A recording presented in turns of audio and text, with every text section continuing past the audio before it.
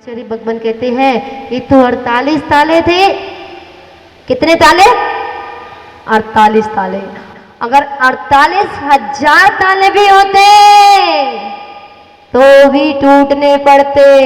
इस भक्त अमर जी में अपार शक्ति है। ऐसी मन की भावना को भाते हुए भगवान की भक्ति करते हैं, गुणगान करते हुए, अपने कर्मों की निर्जना करते हुए, और हमको भी एक दिन सिद्धालय की यात्रा प्राप्त हो, हम भी एक दिन सिद्धालय की वासी बने। और आप सब लोग भी भावना भाव, ईदगाह में कोठी लेने से, कमला नगर में कोठी लेने से कुछ नहीं होगा। उस सिद्धालय में कोठी बनाने का प्रयास करो। वो नॉर्थ ईदगाह में कोठी बनाने से कुछ नहीं होगा। वो कोठी तो नॉर्थ ईदगाह की नॉर्थ ईदगाह में ही रह जाएगी, ओल्ड ईदगाह की ओल्ड ईदगाह में ही रह जाएगी, कमला नगर की कमला नगर में रह जाएगी, जयपुर हाउस की जयपुर हाउस में रह जाएगी। और जो भावों की कोठी बनाओगे, जो मन में कोठी लेकर के आओगे, हे भगवान हम आज विधान कर रहे हैं, हमें 18 दिन हो गए हैं, 48 दिन तक हम ऐसे ही भावना भाएंगे। क्यों भाएंगे?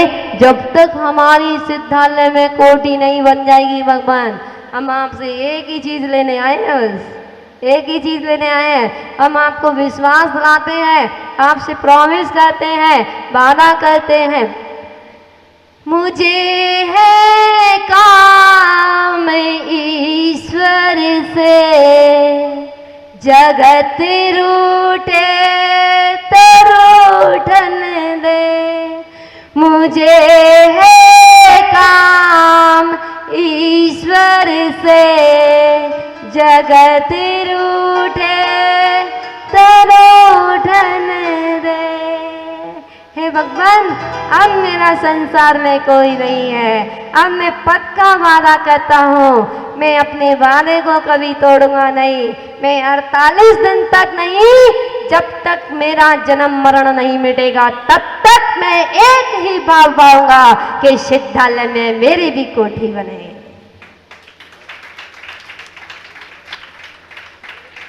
अरे मांगो तो कुछ अच्छा मांगो, क्या भीख मांगते हो छोटी छोटी?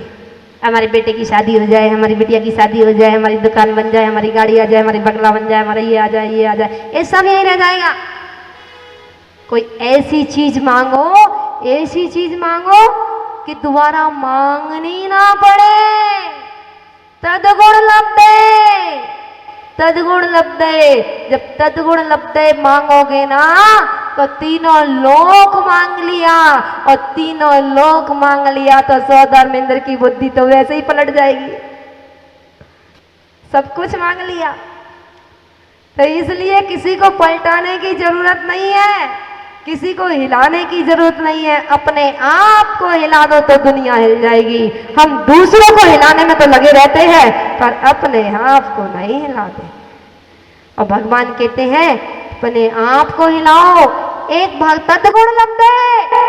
आप दुनिया की सबसे बड़ी चीज मांग ली, अब बचाई क्या है आपके लिए? तो मैं तो सभी इंद्राणियों के लिए कह रही हूँ। इंद्र ये जब भी सौदर में झुकते हैं ना, बड़ी खुश होती है, मंद मंद खुश होती है। तो सची इंद्राणी मैं कहती हूँ, नारी निंदा ना करो, नारी निंदा ना करो। नारी गुण की खान, और नारी से पैदा हुए 2400 भगवान। नारी की शक्ति को अभी आपने तौला नहीं है, और नारी की शक्ति को आपने अभी देखा नहीं है। नारी चाहे तो सरस्वती बन जाए, नारी चाहे तो सरस्वती बन जाए, और नारी चाहे तो दुर्गा बन जाए। नारी चाहे तो दुर्गा बन जाए, और नारी चाहे तो काली, नारी चाहे तो काली बन जाए, और नारी चाहे तो मरु देवी बन जाए, नारी चाहे तो सती सीता बन जाए, नारी चाहे तो अंजना सती बन जाए। लोग कहते हैं औरत का कोई घर नहीं होता, लोग कहते हैं औरत की कोई जिंदगी नहीं होती, औरत का कोई घर नहीं होता। मैं कहती हूं कि औरत के बिना कोई घर नहीं होता।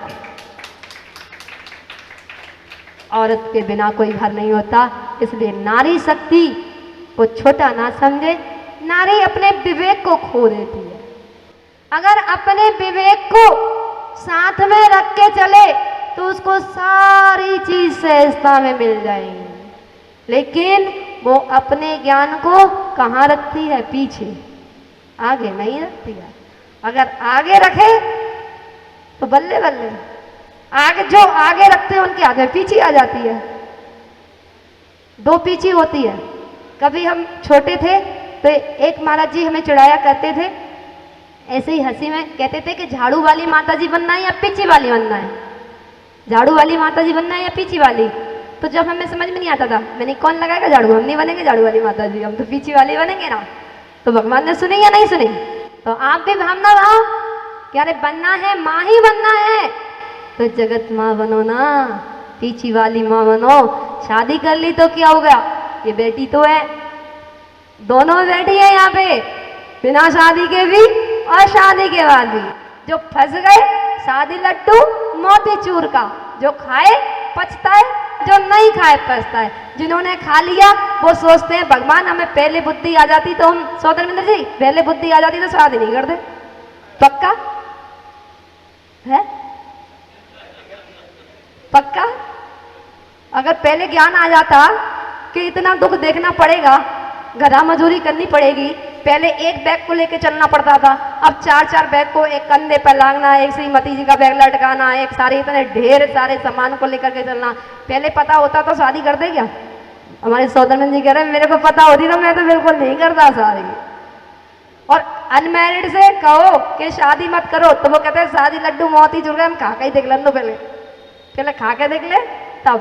तो दोनों ही सुखी नहीं है, ना खाने वाले और ना बिना खाने वाले। अगर सुखी है तो पीछे धारी सुखी है या केवल ज्ञानी सुखी है। बोली पंच परमेष्ठी भगवान की। चलते हैं आचार्य मानतुंग स्वामी जी के चरणों में। और आज 19वें श्लोक 19वें काव्य के माध्यम से भक्ति आराधना की ओर आचार्य मानतुंग स्वामी जी 19वें काव्य में अपने भावों को कह रहे हैं, अपने भावों को व्यक्त कर रहे हैं। उन भावों को और उन भावों की ओर चलते हैं। किम 19वां काव्य। किम सर्वेषु शशिनानि विवस्तावा युष्मन्मुखेन्दु दलितेषु तमस्नाथ निष्पन्न शालवन शालिनी जीवलोके कार्यं कियत् जलधरैर् जलवारणं रहे। हे भगवान नाथ, हे नाथ, हे स्वामी, हे जगदीश्वर, हे आराधक, तमसा सु समस्त अंधकार। हे त्रिलोकीनाथ, ये समस्त अंधकार युष्मन मुखेंदु आपके मुख चंद्र द्वार, आपका जो मुखमंडल है वह चंद्र द्वार दलेसु नष्ट कर दिए जाने पर सर्वऋषु रात्रि में शशिना चंद्रमा से किम क्या प्रयोजन है। हे भगवान, हे नाथ, समस्त अंधकार आपके मुख चंद्र द्वार से नष्ट कर दिए जाने पर कह रहे हैं, हे भगवान, आपका जो मुखमंडल है ना, जो आपका मुखमंडल चंद्र द्वार है, इस चंद्रमंडल के माध्यम से समस्त अंधकार नष्ट हो जाने पर सर्व ऋषु रात्रि में शशिना चंद्रमा से किम माने क्या प्रयोजन है, और अहिन दिन में विवस्वता सूर्य से क्या कि माने क्या प्रयोजन है। हे भगवान, जब आपके मुखमंडल से समस्त अंधकार नष्ट हो रहा है, तो फिर यह रात्रि में चंद्रमा की रोशनी और दिन में सूर्य की रोशनी से क्या प्रयोजन है। कोई प्रयोजन नहीं है सूर्य और चंद्रमा से। तो कह रहे हैं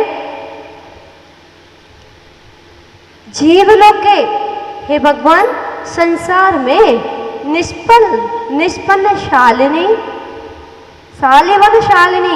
खेतों में धान्य के पक जाने पर, हे भगवान, जब खेतों में धान्य पक गया हो, जल भार नम्रई, जल के भार से झुके हुए, जल धरई मेघों से कियत क्या कार्यम माने काम, अर्थात कुछ नहीं। कह रहे हैं हे भगवान, उदाहरण के रूप में कह रहे हैं हे भगवान, जैसे खेतों में फसल पक गई हो और पानी झूराझूर गिरने वाला हो, तो फसलें बेकार होंगी या नहीं, होंगी या नहीं। तो कह रहे हैं जब फसल पक ही गई है और उस फसल का लाभ लेने वाले हैं किसान, और उस बीच में बारिश आए, ये क्या सही है? उस पानी से क्या लाभ है? तो कह रहे हैं जब आपके मुखमंडल में इतना अतिशय कि वह समस्त अंधकार को मिटाने वाला है, तो उस बीच में ये सूर्य चंद्रमा का क्या लाभ है? कोई लाभ नहीं है। हे भगवान, आपके सामने तो सूर्य बिंब चंद्र बिंब भी फीके हैं, ऐसा मालूम होता है। आपके मुख रूपी चंद्रमा के द्वार के सामने तो मुंह अंधकार नष्ट स्वयं ही हो जाता है, इसमें कोई आश्चर्य की बात नहीं है। फसल पक जाने पर अर्थात परिपक्व अनाज से सुशोभित वनों के लिए पृथ्वी तल पर पानी के भार से लदे हुए या नीचे झुके हुए बादलों से क्या प्रयोजन है? कुछ भी तो नहीं है। हे नाथ, आप तो केवल ज्ञानी हैं, घट घट के अंतर्यामी है। आपका जो चैतन्य सूर्य ये उदित हो रहा है ना, जो आपका चैतन्य सूर्य है, ये केवल ज्ञान रूपी सूर्य है ना, इसके सामने सब कुछ फीका है। इसके सामने कोई किसी चीज का महत्व नहीं है। और अशाय छाई ज्ञान की किसी से तुलना नहीं की जा सकती। हे भगवान, जो आपका ज्ञान है ना, वो छाई ज्ञान है। आपके ज्ञान के आगे अन्य ज्ञान की क्या महिमा है? नहीं, कुछ भी महिमा नहीं है। आप तो त्रिलोकीनाथ है, आप तो तीनों लोकों के नाथ है। तीनों लोग आपके चरणों में झुकते हैं। आप तो तीनों लोकों में राष्ट्रपति हो, आप तो तीनों लोकों के प्रधानमंत्री हो, मुख्यमंत्री हो। ये मुख्यमंत्री, ये राष्ट्रपति, ये सारे पद तो यहीं के हैं, एक ही कॉलोनी के हैं, एक ही मंदिर के हैं। और आपका पद तो कभी नष्ट ही नहीं होता है। आप तो तीनों लोकों के राजा हैं और राष्ट्रपति है। आपके चरणों में तीनों लोक समर्पित है। फिर आपके सामने ये सूर्यबिंब, ये चंद्रबिंब का क्या प्रयोजन, अर्थात कुछ भी तो नहीं है। त्रिलोकीनाथ जैसे अनाज पक जाने के बाद मेघा वर्षा की जरूरत नहीं होती, वैसे ही जब आपके मुख चंद्र की कांति द्वारा अंधकार का नाश हो गया है तो सूर्य चंद्र की भी कोई कीमत नहीं है, वह भी आपके मुखमंडल के सामने फीका है।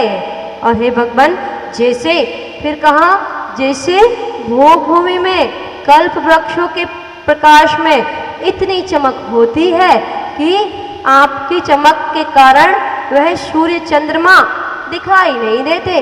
जब भोग भूमि में कल्प वृक्ष होते हैं ना, तो वहाँ सूर्य चंद्रमा की रोशनी दिखाई नहीं देती है।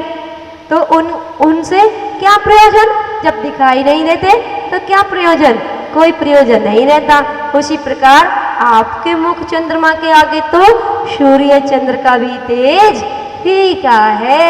हे भगवान, शास्त्रों में कथन आता है, कहते हैं कि भरत क्षेत्र में जब मनुष्यों का पुण्य क्षीण होने लगता है, क्या, भरत क्षेत्र में जब मनुष्यों का पुण्य धीरे धीरे क्षीण होने लगता है, क्षीण होने पर होता है तो कल्प वृक्षों का प्रकाश जो होता है ना, वो कम होने लगता है।